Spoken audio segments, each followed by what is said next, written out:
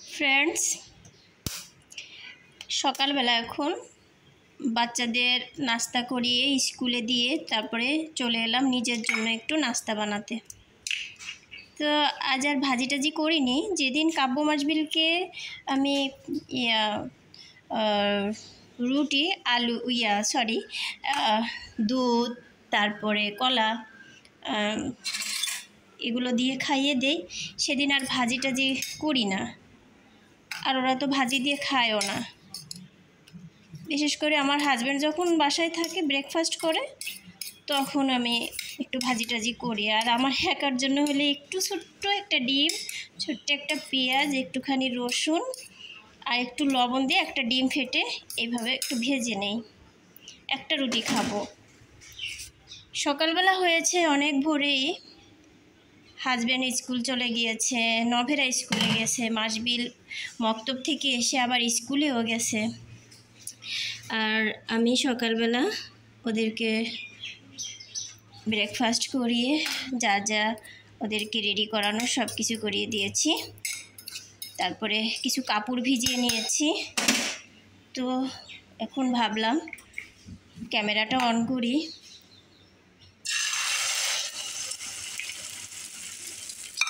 অল্প আঁচে রাখতে হবে, আস্তে আস্তে হয়ে যাবে। আসসালামু আলাইকুম, welcome to Madhuri style world. কেমন আছো তোমরা সবাই? আমরা আলহামদুলিল্লাহ ভালো আছি, আশা করি তোমরাও ভালো আছো। তো সকাল হয়েছে অনেক আগেই, এখন ভাবলাম ক্যামেরাটা অন করি। তো আমার ব্রেকফাস্ট দিয়ে এই তো এখন আমার ব্রেকফাস্ট রেডি করে নিচ্ছি। আর একজন নারী কত সহজ করে নেয় তার ব্রেকফাস্ট, তার ডিনার, তাই না বলো? সব কিছু খুব সহজ করে নিতে চেষ্টা করে, কোনটায় তাড়াতাড়ি হবে সেটাই করে। তো আমিও ঠিক তার ব্যতিক্রম নই। কি করবো বলো, সময়ের সাথে আসলে পারাই যায় না, একদমই সময়ের সাথে পারা যায় না, করার কিচ্ছু নেই। এখন দেখো, বাচ্চাকে স্কুল দিয়ে আসার আগে আমি কাপড়গুলো ভিজিয়ে নিয়েছি। তো ওইগুলো এখন ভিজতে থাকুক। আর ভাবলাম তাহলে আমার জন্য একটু নাস্তা রেডি করি, ক্ষুধাও তো লেগেছে। দেখবে ভোরে ওঠো আর যখনই ওঠো না কেন, কাজ করতে থাকলে তারপরে ধীরে ধীরে শরীরটা টায়ার্ড হয়ে থাকে যদি পেটে কিছু না দাও। এটাই, আমার শরীরটা এখন টায়ার্ড লাগছে। তো ভাবলাম ডিমটা ভেজে আগে নাস্তাটা করে নিই। এই যে আমার রুটি, একটা রুটি রেখেছি, এখন আমি খাবো। দুধের ক্যানটা ফ্রিজে রেখে দেই, একটুখানি গরম করেছি দুধ। আর মাসবিল স্কুল থেকে এলে পরে গরম করব। গরমের দিন তো বলো, নষ্ট হয়ে যায়। এই দেখো কেমন হয়েছে, নিশ্চয়ই তোমরা পারো। এই দেখো এরকম হয়েছে। কাঁচামরিচ দিতে ভুলে গিয়েছি, কাঁচামরিচ না দিলে এটা বেশি একটা টেস্ট হবে না, দেখেছো? গোলমরিচও তো দেই নাই, কোনোটাই দেই নাই। থাক, অসুবিধা হবে না, খেয়ে নিব। চলো, ডিমটা হয়েছে। আলু তো মনে করো একটু তাপ পেলেই তো সিদ্ধ হয়ে যায়, তাই না বলো?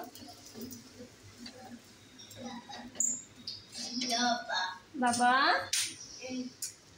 আমার বাবাকে ব্রেকফাস্ট দিয়েছি। কাব্য আবার কি হয়েছে, চা রুটি খেতে চায় না, যেমন মাসবিলের পছন্দ। তো ওদের চা রুটি এখন আমি দেই না, এখন হচ্ছে আমি কলা দিয়ে দুধ দিয়ে রুটি দিই, তাই না বাবা? কলা দুধ রুটি এটা খায় আমার কাব্য মাসবিল।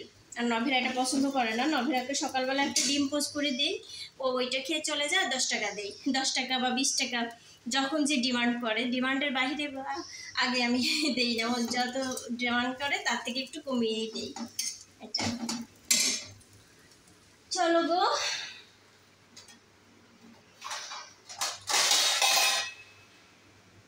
জানি না আমার ভিডিও তোমাদের কাছে কেমন লাগে। যদি ভালো লাগে লাইকটা দিতে কিন্তু একদমই ভুলবে না প্লিজ। আর যদি চাও আমি ইউটিউবে একটুখানি আমার জায়গা করে নিই, তাহলে আমার চ্যানেলটি সাবস্ক্রাইব করে আমার নিয়মিত পাশেই থেকো, আর আমার ভিডিওগুলো একটু শেয়ার করে দিও ফ্রেন্ডদের মাঝে, এবং একটা লাইক দিতে কিন্তু একদমই ভুলো না। একটা লাইক জানো তো মানে একটা শেয়ারের কাজ করে, আর অসংখ্য বন্ধুদের কাছে একটা লাইকে আমার ভিডিওটা চলে যাবে। তোমাদের এই উপকারের ছাড়া আমি তো কোনোভাবেই আমার স্বপ্নের শিখরে পৌঁছাতে পারবো না। আবার এটা দেখো, দিনে অনেকবার প্যান্ট চেঞ্জ করে, মানে এটা আমার ফেভারিট প্যান্ট।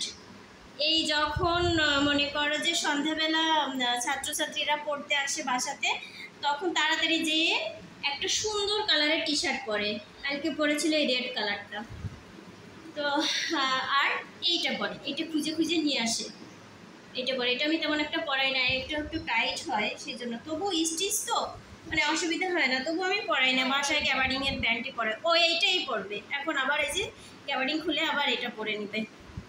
চলো আগে ওকে পরাই দেই, তারপরে খাই। তবুও তোমাদের একটু রিভিউ দিই, মজা হয়েছে। প্যান্টটা পরিয়ে দিয়েছি, আর ইদানিং দেখলাম তোমরা আমাকে অনেক ভালোবাসা দিচ্ছ। সত্যি তোমাদের ভালোবাসায় আমি আসলেই মুগ্ধ। আমি কি বলে প্রকাশ করবো, আমার ভাষা নেই। তবে তোমাদের জন্য অনেক অনেক দোয়া থাকবে। ছেলের যন্ত্রণা এক জায়গায় বসে নাস্তা করতে পারি না, একবার বলে সুপার রুমে বসো, আর একবার বলে তোমার রুমে চলো, মানে কি কাহিনী করে। এখন আমার রুমে চলে আসছি, তো নাস্তাটা শেষ করি। নাস্তাটা শেষ করে কাপড়গুলো একটু ধুয়ে শুকাতে দিব।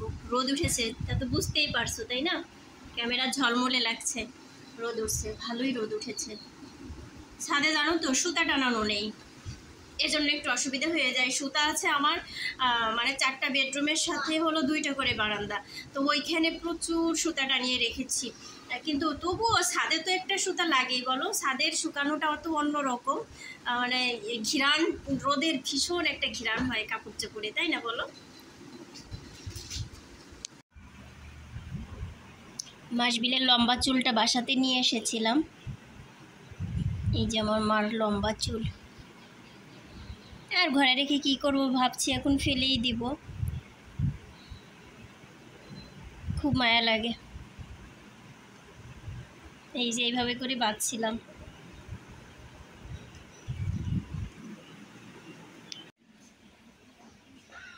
কাপড় ধুয়ে নিয়েছি ফ্রেন্ডস, এখন এগুলো সব শুকাতে দিব।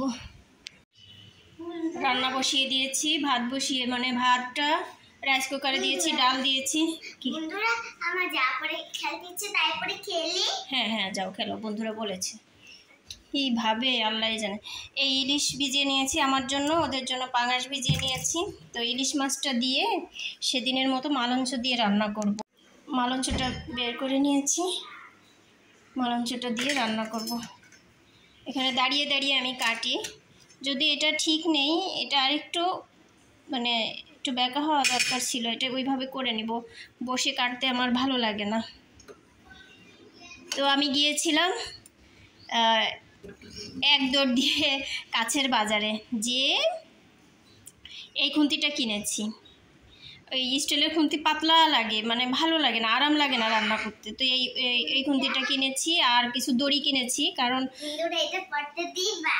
আচ্ছা বড় হ্যাঁ হ্যাঁ যাও। তো কিছু দড়ি কিনে নিয়েছি। আমার আলমারির ভিতরে কাপড়গুলো রোদে দিতে হবে। এই ভাদ্র মাসে রোদে তো আর দেওয়া হলো না, ভাদ্র তো শেষই, এখন একটু যাই হোক, ওই সময় তো বৃষ্টি আর বৃষ্টি, এখন রোদে দিতে হবে। এই দেখো এই দড়িটা কিনেছি, এটা নিয়েছি 200 টাকা কেজি, এটা কিনেছি। আমি আজকে আর বাঁধতে পারবো না, এখন আমার কাজ ফ্যান মুছতে হবে, এই একটু ঝাড়াঝাড়ি করতে হবে, ঘরটা মপ করতে হবে। তাই বুঝো এখন 12টার বেশি বাজে, কখন করব জানি না, কাপড় কাচা শেষ। আর এই তো কিছু সাদা কাপড় আছে, এগুলো আর আজকে কাচবো না। এর ভিতরে অ্যাড হবে প্রত্যেকটা বেডরুমের বেডশিটগুলো, সব বেডশিটগুলো উঠাইতে হবে। তো বের করতে হবে বেডশিট। আমার ঘরে আমি এই তো এই চাদর দুটো আমার ঘরে বিছাই। এই গোলাপ ফুলের চাদর হোয়াইট কালারের, আর রেড কালার গোলাপ ফুলের 2টা চাদর, এটা আমার ঘরের জন্য বিছাই। নভেরার রুমে রেড, একদমই রেড, আর আমার হাজব্যান্ডের রুমে হচ্ছে করি সাদা বিছাই, কিন্তু সাদা আমার এখন আপাতত নষ্ট হয়ে গিয়েছে। তো ফ্রেন্ডস, এদিকে ভাতটাও হয়ে গিয়েছে, আর হচ্ছে মাছটা ভেজে নিচ্ছি।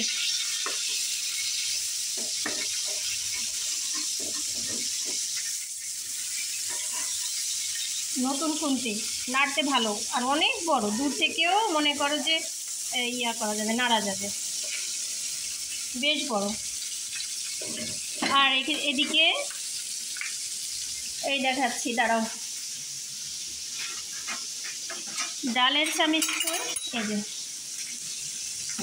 আম ডাল রান্না করে নিয়েছি। এই যে আম দিয়ে মুসুর ডাল করে নিয়েছি, একটু জিরা আর রসুনের ফোড়ন দিয়ে।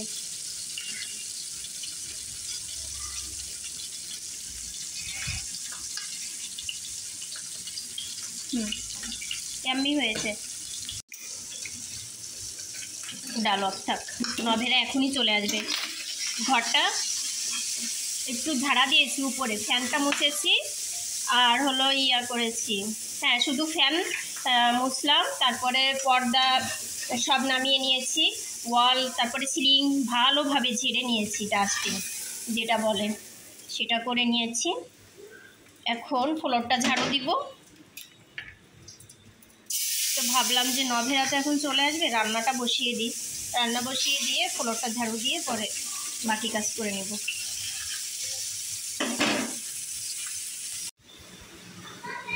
দেখো, এই যে আমার রুমের পর্দা, সেটা আমি আমার রুমে রাখবো না, লাইট দিই। ফ্যানে ময়লা ছিল মোটামুটি, তেমন খুব বেশি ছিল না, তবুও ছিল, বিছনা টিছনা ভরে গিয়েছে। তো ফ্যানটাই তো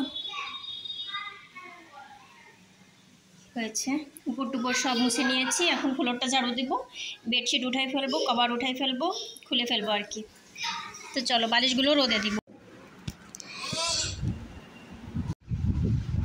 ফ্রেন্ডস, দুপুরবেলা কাজ করতে করতে এত টায়ার্ড হয়ে পড়েছি, মানে চোখ ভরা ঘুম, আর ঘুমাতেও পারিনি। কিছুক্ষণ আগে আমার কাজ শেষ হলো। দেখো, ঘরের সব পর্দা খোলা, মানে ওগুলো আর ওয়াশ করতে পারিনি, কালকে ওয়াশ করবো। আর এইমাত্র ছাদটাও ঝাড়ু দিয়ে নিয়েছিলাম, ছাদটা থেকে মাত্র আসছি, ছাদে একটু দড়ি টানিয়ে নিয়েছি আমি আমার হাজব্যান্ড মিলে। তো এই সমস্ত কাজগুলো করে নিয়েছি। অফ ক্যামেরাতে আগে ভাত খেয়ে নিয়েছিলাম দুপুরবেলাতেই, কিন্তু তাও ভিডিও রেকর্ড করিনি, শরীর এত টায়ার্ড ছিল।